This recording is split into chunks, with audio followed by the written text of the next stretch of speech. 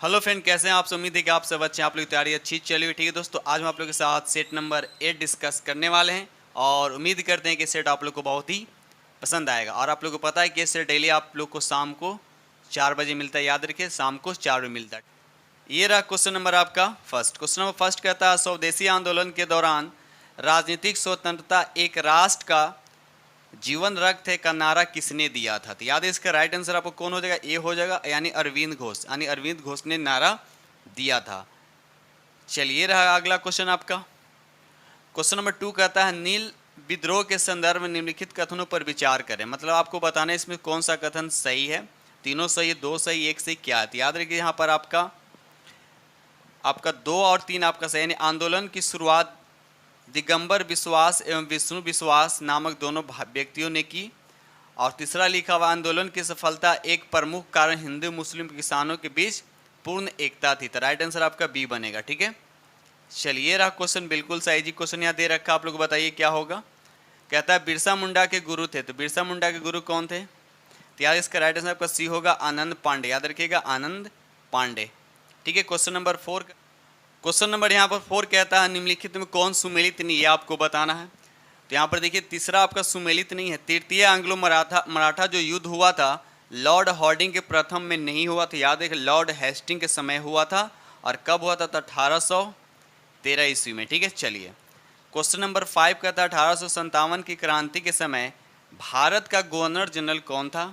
तो याद रखिए इसका राइट आंसर आपका सी हो जाएगा, लॉर्ड कैनिंग। याद रखिए, लॉर्ड कैनिंग, याद रखिएगा। चलिए आगे बढ़ते हम लोग। ये रहा अगला क्वेश्चन आपका, क्वेश्चन नंबर 6। स्वामी विवेकानंद ने शिकागो में आयोजित पार्लियामेंट ऑफ वर्ल्ड रिलीजन्स में किस वर्ष भाग लिया था? किस वर्ष भाग लिया था? तो याद है इसका राइट आंसर आपका सी हो जाएगा, 1893 में भाग लिया था। याद रखिएगा। चलिए ये रहा क्वेश्चन नंबर आपका 7 का था, अल हिलाल अखबार का प्रकाशन किसने शुरू किया था? तो इसका राइट आंसर आपका डी हो जाएगा, मौलाना अबुल कलाम आज़ाद। याद रखिए, मौलाना अबुल कलाम आज़ाद ने, ठीक है। चलिए क्वेश्चन नंबर 8 कहता है, मराठी पत्रिका बहिष्कृत भारत का संबंध था। भारत का संबंध है तो आपको बताना है किससे है? तो बी आर अम्बेडकर जी से। याद रखिए, option B is the correct answer हो जाएगा, ठीक है। चलिए ये रहा अगला क्वेश्चन। क्वेश्चन नंबर 9 कहता है, लिन लिथगो आयोग का उद्देश्य क्या था? इसका उद्देश्य क्या था? तो याद है इसका राइट आंसर आपका डी हो जाएगा, भारतीय कृषि में संकट से संबंधित, यानी भारतीय कृषि में संकट से संबंधित। इसका आपका करेक्ट आंसर हो गया। क्वेश्चन नंबर 10 कहता है, निम्नलिखित कौन सही सुमेलित नहीं? तो याद यहाँ पर राइट आंसर आपका सी होगा, नासिक षड्यंत्र केस जो है वारिंद्र घोष से संबंधित नहीं है, ठीक है। चलिए आगे बढ़ते हम लोग। क्वेश्चन नंबर 11 कहता है, भारतीय राष्ट्रवाद का उत्प्रेरक कहा जाता था, किसे कहा जाता है? तो याद है इसका राइट आंसर आपका डी हो जाएगा, लॉर्ड कर्जन को कहा जाता है। याद रखिए, लॉर्ड कर्जन को कहा जाता है, याद रखिएगा। चलिए रहा अगला क्वेश्चन। क्वेश्चन नंबर यहाँ पर 12 कहता है, गोलमेज सम्मेलन का आयोजन किया गया था। गोलमेज सम्मेलन का आयोजन किया गया था, तो आपको बताना है कि कब किया गया था। तो याद रखिएगा यहाँ पे। चलिए क्वेश्चन नंबर यहाँ पे 12 कहता है, गोलमेज सम्मेलन का आयोजन किया गया था, तो आपको बताने यहाँ पर स्टेटमेंट देख रखा है कौन सा यहाँ पर सही है। तो यहाँ पर देखा है तो 1 और 3 आपका सही है। 1 कहता है भारत के भावी संविधान पर चर्चा करने के लिए, और तीसरा कहता है डॉक्टर बी आर अम्बेडकर ने अछूतों के लिए अलग निर्वाचन मंडल की मांग की। तो राइट आंसर आपका क्या हो जाएगा? सी इज द करेक्ट आंसर होगा, ठीक है। चलिए ये रहा क्वेश्चन नंबर आपका 13 कहता है, भारत में गांधी जी द्वारा स्थापित पहला आश्रम था, तो कौन सा आश्रम था? याद रखिएगा, इसका राइट आंसर आपका ये हो जाएगा, कोचराब आश्रम। ये कहाँ है? तो अहमदाबाद के पास में, याद रखिएगा। चलिए ये रहा अगला क्वेश्चन आपका, कहता है, जलियांवाला बाग नरसंहार के विरोध में निम्नलिखित में से किसने वायसराय की कार्यकारी परिषद की सदस्यता से क्या कर दिया? इस्तीफा दे दिया। तो आपको बताना है इसका राइट आंसर पर कौन होगा? तो बी हो जाएगा, एस नायर। याद रखिएगा, एस नायर ने, ठीक है। चलिए क्वेश्चन यहाँ 15 कहता है, कमागाटामारू घटना कब हुई थी? तो याद है इसका राइट आंसर आपका ए हो जाएगा, सितंबर 1914 में। याद है, सितंबर 1914 में, ठीक है दोस्त। चलिए क्वेश्चन नंबर 16 कहता है, निम्नलिखित में कौन सा सुमेलित नहीं है? आपसे पूछा जा रहा है। तो यहाँ पर देखा जाए नंबर 1 तहजीब उल अखलाक, ये जो है इसका संस्थापक मोहम्मद अली जिन्ना नहीं बल्कि सर सैयद अहमद खान। ये आपका गलत हो गया। उसके बाद अगर देखा जाए यहाँ पर, उसके बाद यहाँ 4 number 10 socialist, M N Roy नहीं है बल्कि एस ए डांगे है, याद रखिएगा। तो 1 और 4 क्या हो गया आपका, सुमेलित नेता। आंसर कौन होगा आपका, ए हो। बाकी सभी आपका ये और ये दोनों क्या आपका सुमेलित, याद रखिएगा। चलिए ये रहा अगला क्वेश्चन। क्वेश्चन नंबर यहाँ पर 17 कहता है भारत की संविधान सभा किसके अनुसार गठित की गई, किसके अनुसार गठित की गई। तो याद है इसका राइट आंसर आपका डी हो जाएगा, कैबिनेट मिशन के अनुसार, याद रखिए कैबिनेट मिशन के अनुसार। चलिए ठीक है दोस्त, चलिए अगला क्वेश्चन पे। ये रहा क्वेश्चन नंबर आपका 18 कहता है गांधी सेवा संघ की स्थापना किसने की थी।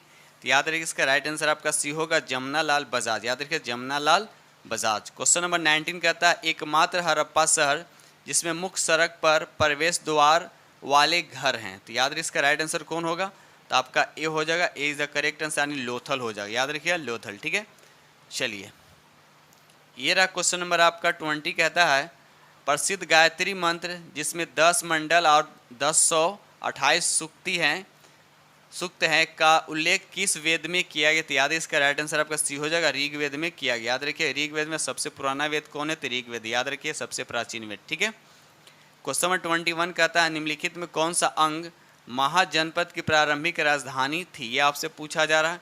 तो याद इसका राइट आंसर आपका सी होगा, मालिनी, याद रखिए मालिनी। ठीक है, चलिए ये रहा क्वेश्चन नंबर आपका 22 कहता है बौद्ध धर्म के संबंध में कौन सा कथन यहाँ पर सत्य है। तो यहाँ पर देखा है 2, 3 और 4, ये तीनों का तीनों आपका बौद्ध धर्म के संबंध में क्या है, तीनों सही है। तो 2, 3, 4 किस ऑप्शन में है, तो यहाँ आपका B is the correct answer हो जाएगा। ये रहा क्वेश्चन नंबर आपका 23 कहता है परम भागवत की उपाधि ग्रहण करने वाला पहला गुप्त शासक था, तो कौन था। तो याद रखिए इसका राइट आंसर आपका सी हो जाएगा, समुद्रगुप्त, याद रखिएगा कौन थे, तो समुद्रगुप्त। ठीक है, चलिए आगे बढ़ते क्वेश्चन नंबर 24 कलिंग नरेश खारवेल का संबंध था, तो किससे संबंध था। तो याद रखिए इसका राइट आंसर का बी हो जाएगा, यानी चेदी वंश, याद रखिएगा चेदी वंश। ठीक है, चलिए ये रहा अगला क्वेश्चन आपका। क्वेश्चन नंबर 25 कहता है निम्नलिखित में से किस शासक को वर्ण व्यवस्था का रक्षक कहा जाता है, वन व्यवस्था का रक्षक कहा जाता है। याद रखिए इसका राइट आंसर आपका सी हो जाएगा, गौतमी पुत्र सातकर्णी, याद रखिए राइट आंसर आपका सी हो जाएगा।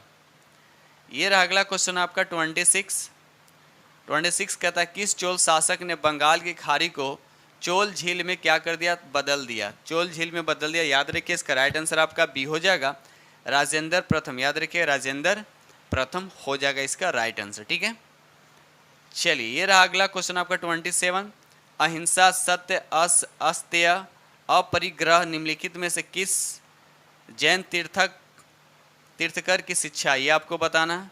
तो याद इसका राइट आंसर आपका सी होगा, पाश्चर्यनाथ, याद रखिए पाश्चर्यनाथ।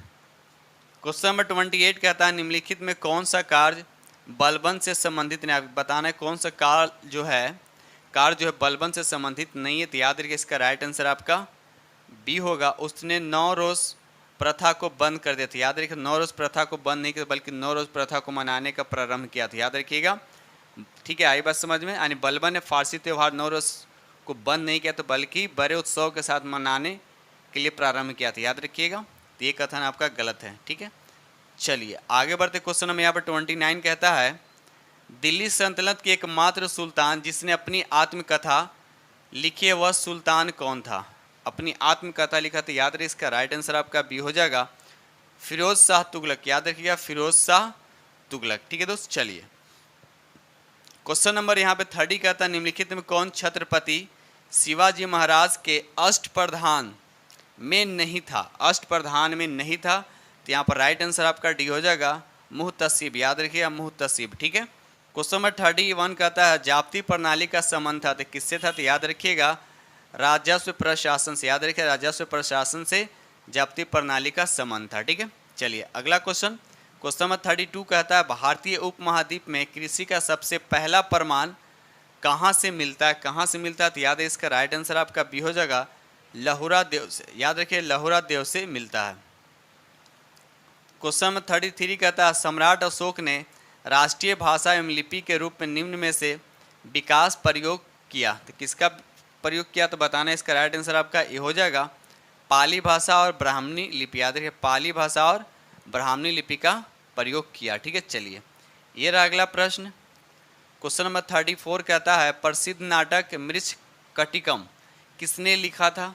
तो याद रहे इसका राइट आंसर आपका बी होगा शूद्रक ने, यानी शूद्रक ने लिखा था। याद रखिएगा शूद्रक ने मृच्छकटिकम लिखा था। ठीक है, चलिए आगे बढ़ते हम लोग। ये रहा अगला क्वेश्चन आपका 35, भारत का मैनचेस्टर किसे कहा जाता है? तो याद रहे इसका राइट आंसर आपका बी हो, बिल्कुल इजी क्वेश्चन है। अहमदाबाद को कहा जाता है। साथ साथ ये भी याद रखिए इसे पूर्व का बोस्टन भी कहा जाता है। याद रखिए पूर्व का बोस्टन भी इसी को कहा जाता है। ठीक है, और दक्षिण भारत का मैनचेस्टर किसे कहा? तो याद रखिए कोयम्बटूर को। अगर सी पूछेगा भारत का मैनचेस्टर तो अहमदाबाद बताना है। अगर पूछेगा कि दक्षिण भारत का मैनचेस्टर किसको कहते हैं तो याद रखिए कोयम्बटूर को इसका राइट आंसर होगा। ठीक है, चलिए ये रहा क्वेश्चन नंबर आपका 36 कहता है भारत में राष्ट्रीय आय की गणना करता था। भारत में राष्ट्रीय आय की गणना कौन करता? तो याद रखिए इसका राइट आंसर आपका सी हो जाएगा राष्ट्रीय सांख्यिकी कार्यालय। याद रखिए राष्ट्रीय सांख्यिकी कार्यालय। ठीक है, चलिए ये रहा अगला प्रश्न। क्वेश्चन नंबर 37 कहता है 2011 के जनगणना के अनुसार भारत में सबसे अधिक शहरी जनसंख्या निम्नलिखित में से किस राज्य में, यह आपसे पूछा जा रहा है। तो याद रखिए राइट आंसर आपका बी हो जाएगा महाराष्ट्र में। कहाँ? तो महाराष्ट्र में। याद रखिएगा। चलिए ये रहा आपका अगला प्रश्न। क्वेश्चन नंबर 38 कहता है गेहूं का वनस्पति नाम क्या? कल भी एक क्वेश्चन हमने डिस्कस किया था, गेहूं का वनस्पति नाम या वैज्ञानिक नाम क्या है? तो याद इसका राइट आंसर आपका बी हो जाएगा ट्रिटिकम एस्टिवम। याद रखिए ट्रिटिकम एस्टिवम। अगर जो वीडियो कल प्लेटफॉर्म देखे होंगे तो उनको ये क्वेश्चन आप लोग को जरूर मिला होगा। ठीक है, चलिए आगे बढ़ते हैं हम लोग। क्वेश्चन नंबर 39 का था संगीत कला अकादमी की स्थापना किस वर्ष हुआ था? तो याद रखिए इसका राइट आंसर आपका ए हो जाएगा 1953 में। याद रखिएगा 1953 में। ये रहा अगला प्रश्न। ब्रेन लिपि में मोटे कागज़ पर उभरे हुए बिंदु बने होते हैं। ठीक है, यह लिपि आधारित होती है, आपको बताएं ये लिपि आधारित होती है कितने बिंदुओं पर आधारित होती है? तो याद रखिए इसका राइट आंसर आपका बी हो जाएगा 6 बिंदुओं पर आधारित होता है। कितने बिंदुओं पर? 6 बिंदुओं पर आधारित होता है। ठीक है, ये रहा अगला प्रश्न आपका।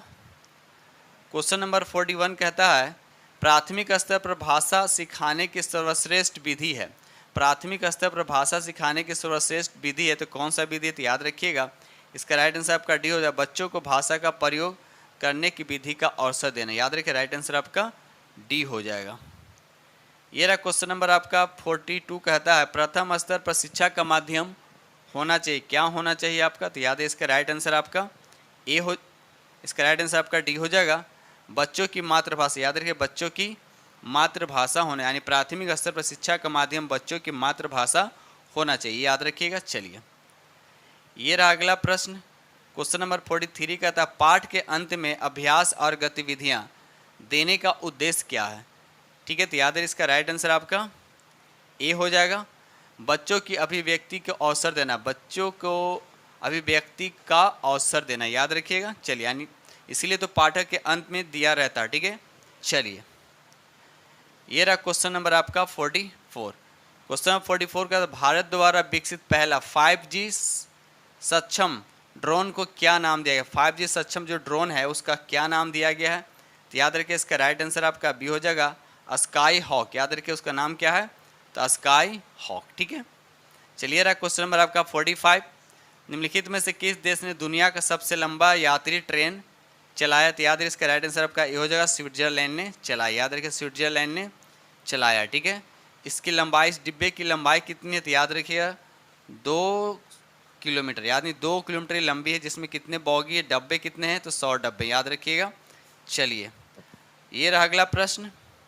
क्वेश्चन नंबर 46 कहता है केंद्रीय आर्थिक सर्वेक्षण के अनुसार वित्त वर्ष 2022-23 के लिए कितना प्रतिशत राजकोषीय घाटा का अनुमान लगाया गया? तो याद है इसका राइट आंसर आपका ए बी हो जाएगा यानी 6.4। याद रखिएगा 6.4। ठीक है, चलिए अगला प्रश्न।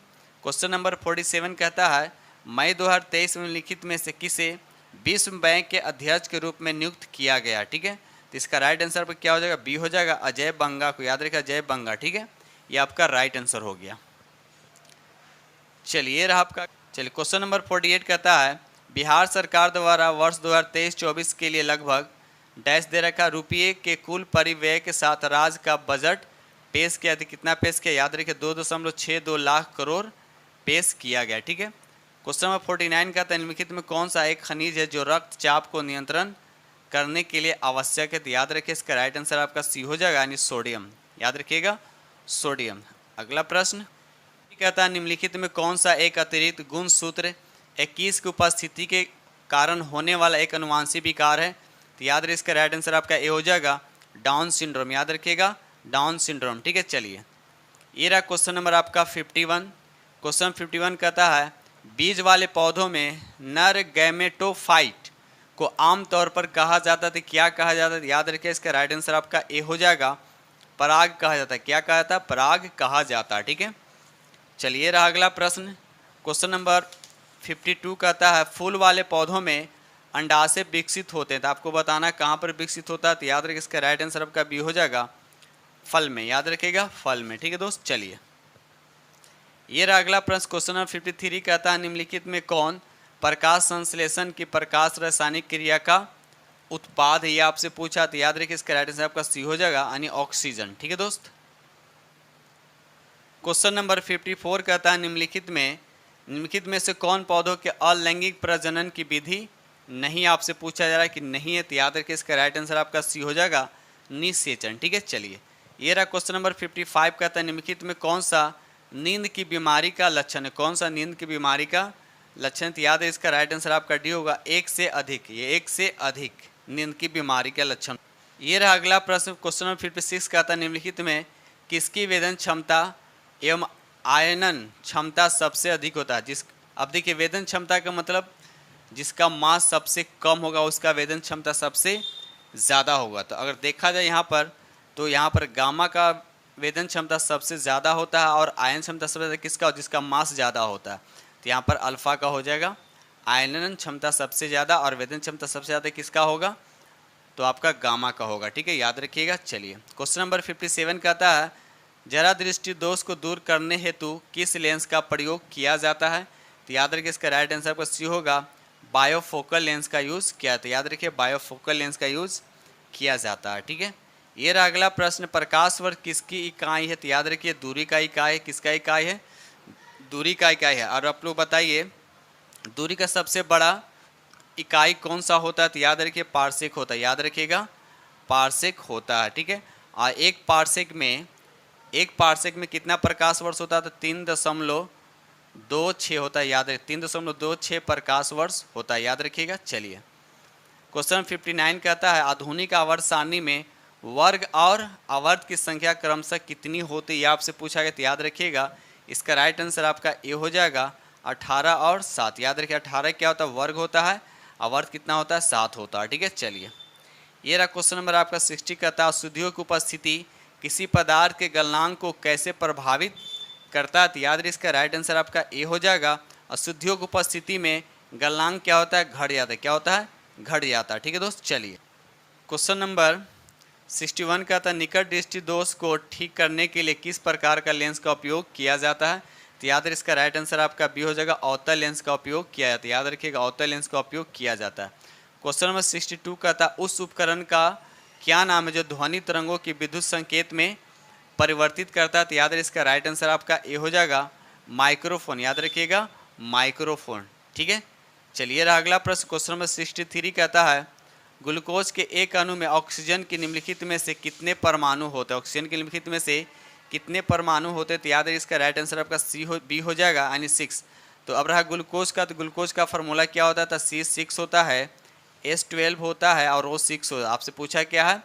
ऑक्सीजन के परमाणु कितना होता है? 6 होता है। हाइड्रोजन का पूछता तो 12 होता और कार्बन का पूछता तो 6 होता है। याद रखिएगा। चलिए क्वेश्चन नंबर यहाँ पे 64 कहता है लोहे में जंग लगना निम्नलिखित में से कौन सी अभिक्रिया के कारण होती? कौन सी अभिक्रिया के कारण होती? तो याद रखिए यहाँ पर ऑक्सीडेशन होता है यानी ऑक्सीकरण के कारण होता है। याद रखिए ऑक्सीकरण के कारण क्या होता है? लोहे में जंग लग जाता है। ठीक है, चलिए क्वेश्चन नंबर यहाँ पर 65 कहता है हृदय की धड़कन को नियंत्रित करने के लिए निम्नलिखित में से किस खनिज की आवश्यक होती है? तो याद रखिए इसका राइट आंसर आपका ए हो जाएगा पोटेशियम। याद रखिएगा पोटेशियम। अब पोटेशियम को किस में रखा जाता है? तो याद रखिए केरोसिन में रखा जाता है। और साथ साथ ये भी देखिए यहाँ पर ये क्या है? हृदय जो है हृदय की धड़कन को नियंत्रित करने के लिए पोटेशियम का यूज़ किया जाता है। और सोडियम का काम क्या है? वह ब्लड प्रेशर को कंट्रोल करता है। सोडियम क्या करता है? ब्लड प्रेशर को नियंत्रित करता है। और ये दोनों को केरोसिन में रखा जाता है। तो याद रखिए। ठीक है दोस्त, चलिए ये रहा अगला प्रश्न। क्वेश्चन नंबर 66 कहता है हाइड्रोजन और हीलियम गैसों के बीच निम्नलिखित में अंतर विचार करें। इसमें कौन सा अंतर है? तो यहाँ पर सिर्फ केवल आपका एक ही है। हीलियम एक अज्वलनशील गैस है जबकि हाइड्रोजन गैस एक अत्यधिक ज्वलनशील गैस है। तो आपका करेक्ट आंसर आपका ए हो जाएगा। ठीक है, चलिए रहा आपका अगला प्रश्न, क्वेश्चन नंबर 67। साबुन मुक्त लवण होते हैं, साबुन मुक्त लवण होते हैं तो किसके होते हैं? तो याद रखिए इसका राइट आंसर आपका सोडियम का भी होता है और पोटेशियम का भी होता है, यानी option D is the correct answer हो जाएगा। चलिए रहा आपका क्वेश्चन नंबर आपका 68। फलों को ताज़ा रखने के लिए निम्नलिखित में से किस अम्ल का प्रयोग किया जाता है? किस अम्ल का प्रयोग किया जाता है? याद रखिएगा इसका राइट आंसर आपको सी हो जाएगा, फॉर्मिक अम्ल का प्रयोग किया जाता है। याद रखिएगा फॉर्मिक अम्ल का प्रयोग किया जाता है। क्वेश्चन नंबर यहाँ पे 69 कहता है द्रवों की तुलना में गैसों को आसानी से संपीड़ित किया जा सकता है, इसका कारण क्या? इसका कारण क्या ये आपको बताना। तो याद रखिए यहाँ पर राइट आंसर आपका ए हो जाएगा, गैसों में अणुओं के बीच स्थान बड़ा होना। याद रखिए गैसों में अणुओं के बीच क्या होता है? गैपिंग सबसे ज़्यादा होता है। ठीक है, तो इसको कंप्रेसित करना यानी कंप्रेस करना क्या होता है? आसान होता है। ठीक है, चलिए आगे बढ़ते। क्वेश्चन नंबर 70 कहता है एथीन का प्रयोग निम्न में से किस कार्य हेतु किया जाता है? एथीन का प्रयोग निम्न में से किस कार्य के लिए किया जाता है? तो याद इसका राइट आंसर आपका डी हो जाएगा, मास्टर गैस के निर्माण में भी, निषेचक में भी किया जाता है और उसके बाद कृत्रिम रंग बनाने में भी किया जाता है। तो राइट आंसर आपके यहाँ पर क्या होगा? तो D is the correct answer हो जाएगा। क्वेश्चन नंबर 71 कहता है निम्नलिखित में से अधिकतम कितने अंतराल के बाद संसद की बैठक नहीं हो सकती? इसका राइट आंसर क्या होता है? याद रखिए इसका राइट आंसर पर बी हो जाएगा, 6 माह। याद रखिए 6 माह।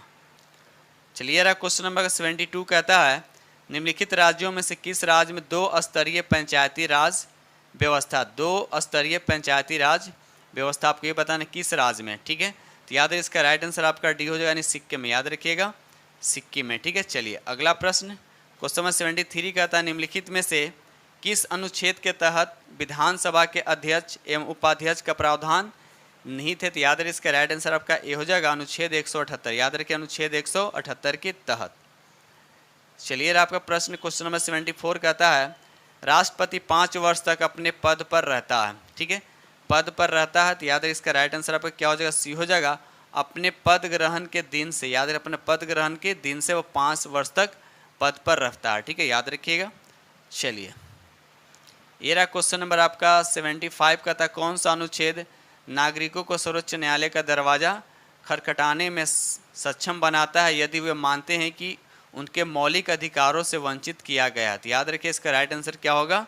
आपका सी हो जाने अनुच्छेद 32। याद रखिए अनुच्छेद 32 के तहत। ठीक है, क्वेश्चन नंबर 76 कहता है संविधान सभा का प्रथम बैठक कहाँ हुआ था? संविधान सभा का प्रथम बैठक कहाँ हुआ था? तो याद इसका राइट आंसर आपका ए हो जाएगा, नई दिल्ली में। याद रखिएगा नई दिल्ली में। ठीक है, चलिए आपका अगला प्रश्न क्वेश्चन नंबर 77 कहता है निम्नलिखित में से कौन सा भारत के राष्ट्रपति के निर्वाचन मंडल का तो भाग है किंतु महाभियोग अधिकरण का भाग नहीं है? तो याद है इसका राइट आंसर आपका डी हो जाएगा, यानी राज्य के विधानसभा। याद है राज्य की विधानसभा। ठीक है, चलिए क्वेश्चन नंबर 78 कहता है राष्ट्रीय न्यायिक नियुक्ति आयोग अधिनियम जिसे सर्वोच्च न्यायालय द्वारा निरस्त कर दिया गया निम्नलिखित में से किस संविधान संशोधन अधिनियम द्वारा लाया गया था? तो याद रखिए इसका राइट आंसर क्या हो जाएगा? आपका B is the correct answer होगा, 99 संविधान संशोधन अधिनियम। क्वेश्चन नंबर 79 कहता है संसद सदस्य चुने जाने के लिए एक व्यक्ति को किस आयु से कम नहीं होना चाहिए? किस आयु से कम? संसद की बात किया जा रहा है। ठीक है, तो याद रखिए इसका राइट आंसर आपका सी हो जाएगा, यानी मिनिमम क्या होना चाहिए? 25 साल होना चाहिए। ये लोकसभा के लिए, और राज्यसभा के लिए कितना? 30 साल। याद रखिएगा। चलिए एक यहाँ संसद का पूछा कि संसद का सदस्य बनने के लिए न्यूनतम कितना चाहिए? तो 25 साल चाहिए। 80 कहता है भारत के संविधान के किस अनुसूची में दल बदल विरोधी कानून विशेष प्रावधान दिया गया? तो याद रखिए इसका राइट आंसर आपका डी हो जाएगा, 10वीं अनुसूची में। याद रखिए 10वीं अनुसूची में। साथ साथ ये भी याद रखिएगा 10वीं अनुसूची जो है संविधान में कब जोड़ा गया था? तो याद रखिए 1985 में। याद रखिएगा 1985 में 92वां संविधान संशोधन के तहत। याद रखिएगा। क्वेश्चन नंबर 81 कहता है निम्नलिखित में से किसने 1931 में कांग्रेस के कराची अधिवेशन के लिए मौलिक अधिकारों का प्रस्ताव का मसौदा तैयार किया था? तो याद रखिए इसका राइट आंसर आपका बी हो जाएगा, पंडित जवाहरलाल नेहरू, याद रखिए इसका राइट आंसर आपका बी हो जाएगा। चलिए रहा क्वेश्चन नंबर आपका 82 कहता है पंचायती राज व्यवस्था के संवैधानिकरण हेतु 64वां संविधान संशोधन विधेयक किस प्रधानमंत्री के कार्यकाल में लाया गया था? तो याद रखिए इसका राइट आंसर आपका सी हो जाएगा, राजीव गांधी के कार्यकाल में, याद रखिएगा। चलिए क्वेश्चन नंबर 83 कहता है संविधान का संयुक्त अधिवेशन निम्नलिखित में से किस अनुच्छेद के अंतर्गत आयोजित किया जाता है? तो याद है इसका राइट आंसर आपका बी हो जाएगा, अनुच्छेद 108 के तहत, याद रखिए अनुच्छेद 108 के तहत। क्वेश्चन नंबर 84 कहता है किस अर्थशास्त्री ने भारत में सबसे पहले वैज्ञानिक दृष्टि से राष्ट्रीय आय की गणना की है? तो याद रखिए इसका राइट आंसर आपका बी हो जाएगा, VKRV राव, याद रखिए VKRV राव, ठीक है। चलिए ये रहा अगला प्रश्न। क्वेश्चन नंबर यहाँ पे 85 कहता है मत्स्य एवं खनन किस क्षेत्र के अंतर्गत आते हैं? तो याद रखिए इसका राइट आंसर आपका ए हो जाएगा, प्राथमिक क्षेत्र के अंतर्गत आते हैं। क्वेश्चन नंबर 86 कहता है भारत में किस उद्योग में सर्वाधिक लोग कार्यरत हैं? तो आपको बताना याद रखिए सबसे ज़्यादा किस में है? तो कपड़ा उद्योग में सबसे ज़्यादा लोग कार्यरत हैं, ठीक है। चलिए ये रहा क्वेश्चन नंबर आपका 87 कहता है भारत के विदेशी व्यापार से संबंधित आंकड़े किसके द्वारा जारी किया जाता है? तो इसका राइट आंसर आपका ये हो जाएगा, रिजर्व बैंक ऑफ इंडिया के द्वारा जारी किया जाता है। चलिए क्वेश्चन नंबर यहाँ पे 88 कहता है किस पंचवर्षीय योजना के दौरान भारत में मिश्रित अर्थव्यवस्था को चुना है? तो याद रखिए इसका राइट आंसर आपका बी हो जाएगा, तीसरी पंचवर्षीय योजना, याद रखिए तीसरी पंचवर्षीय योजना। क्वेश्चन नंबर 89 कहता है निम्नलिखित में कौन सा तत्व भूपटल पर सर्वाधिक मात्रा में पाया जाता है? तो याद रखिए इसके राइट आंसर आपका डी हो जाएगा, एल्युमिनियम सबसे अधिक मात्रा में पाया जाता है इस ऑप्शन के अकॉर्डिंग, याद रखिएगा। लेकिन सबसे ज़्यादा इसे ऑक्सीजन पाया जाता है, ठीक है। चलिए क्वेश्चन नंबर यहाँ पे 90 कहता है टाइटन निम्नलिखित में से किस ग्रह का सबसे बड़ा उपग्रह है? तो याद रखिए शनि का सबसे बड़ा उपग्रह, याद रखिएगा। चलिए आगे बढ़ते क्वेश्चन नंबर 91 पंजाब में भूमि निम्नीकरण का निम्नलिखित में से कौन सा मुख्य कारण है? तो याद रखिए इसका राइट आंसर आपका बी हो जाएगा, अधिक सिंचाई, याद रखिए अधिक सिंचाई, ठीक है। चलिए रहा क्वेश्चन आपका 92 कहता है निम्न में कौन सा राज्य सर्वाधिक लिंगानुपात वाले राज्यों में शामिल है? सबसे अधिक लिंगानुपात वाले राज्य में शामिल है, तो आपको बताना है इसका राइट आंसर कौन होगा? तो याद रखिए इसका राइट आंसर आपका ए हो जाएगा, तमिलनाडु, याद रखिए तमिलनाडु। चलिए आगे बढ़ते हम लोग क्वेश्चन नंबर नेक्स्ट। ये रहा क्वेश्चन नंबर का 93 कहता है राउरकेला इस्पात इकाई की स्थापना किस देश के सहयोग से किया गया था? तो याद बिल्कुल इजी क्वेश्चन है, तो याद रखिए इसका राइट आंसर आपका बी हो जाएगा, यानी जर्मनी, ठीक है। चलिए क्वेश्चन नंबर 94 कहता है निम्नलिखित में से भारत के किस मृदा को अंतर्राष्ट्रीय रूप में उष्णकटिबंधीय चेरनोजम मृदा कहा जाता है? तो इसका राइट आंसर आपका ए हो जाएगा, काली मिट्टी को कहा था, यानी काली मृदा को कहा जाता है, ठीक है। चलिए ये रहा क्वेश्चन नंबर आपका 95 कहता है भारत में पाए जाने वाली कोनधारी वन कितने ऊंचाई के बीच पाई जाती है? तो इसका राइट आंसर आपका बी हो जाएगा, 2500 मीटर से 4500 मीटर की ऊंचाई तक, ठीक है। चलिए क्वेश्चन नंबर 96 कहता है पेंटागोनिया का पठार निम्नलिखित में से किस देश में स्थित है? पेंटागोनिया आपसे पूछा, तो याद रखिए अर्जेंटीना में, और अर्जेंटीना कहाँ? तो याद रखिए दक्षिण अमेरिका में पड़ता है, ठीक है। चलिए क्वेश्चन नंबर 97 कहता है निम्नलिखित में से कौन सा कार्य पेड़ पौधों का नहीं है? कौन सा कार्य पेड़ पौधों का नहीं है? तो याद इसका राइट आंसर पर सी होगा, वायु का प्रदूषण करना नहीं है, वायु का प्रदूषण है बल्कि वायु को साफ करता है, ठीक है ना। कार्बन डाइऑक्साइड जितने ही पॉल्यूशन गैस वो ऑब्जर्व करता है और ऑक्सीजन गैस क्या करता है? आउट करता है, ठीक है, याद रखिएगा। क्वेश्चन नंबर 98 कहता है रियो डी जनेरियो में संपन्न अंतर्राष्ट्रीय सम्मेलन था, तो क्या था? तो याद इसका राइट आंसर आपका ए हो जाएगा, संयुक्त राष्ट्र पर्यावरण एवं विकास सम्मेलन, ठीक है। चलिए ये रहा क्वेश्चन नंबर आपका 99 राष्ट्रीय पर्यावरण अभियांत्रिकी शोध संस्थान अवस्थित है, तो आपको बताना है कहाँ? तो याद इसका राइट आंसर आपका सी हो जाएगा, ये नागपुर में स्थित है। नागपुर कहाँ? तो महाराष्ट्र में, ठीक है। चलिए क्वेश्चन नंबर 100 कहता है विश्व मौसम विज्ञान संगठन का मुख्यालय आपसे पूछा गया, तो ये कहाँ है? तो ये जिनेवा में, याद रखिए जिनेवा में है, याद रखिएगा। चलिए तो दोस्तों इस तरह से हमने आप लोगों के साथ 100 MCQ डिस्कस किया हूँ और उम्मीद करता हूँ कि सेट आप लोग को बहुत ही पसंद आएगा, और पसंद है तो प्लीज़ लाइक कीजिएगा, और जो फ्रेंड इस चैनल पर नए हैं चैनल को सब्सक्राइब जरूर से कर लीजिए, और साथ में बेल आइकन को प्रेस करना नहीं भूलिएगा। ठीक है दोस्तों, इसी के साथ हम वीडियो करते हैं समाप्त। अब मिलते हैं आप लोग से नेक्स्ट वीडियो में, तब तक के लिए थैंक यू वेरी मच।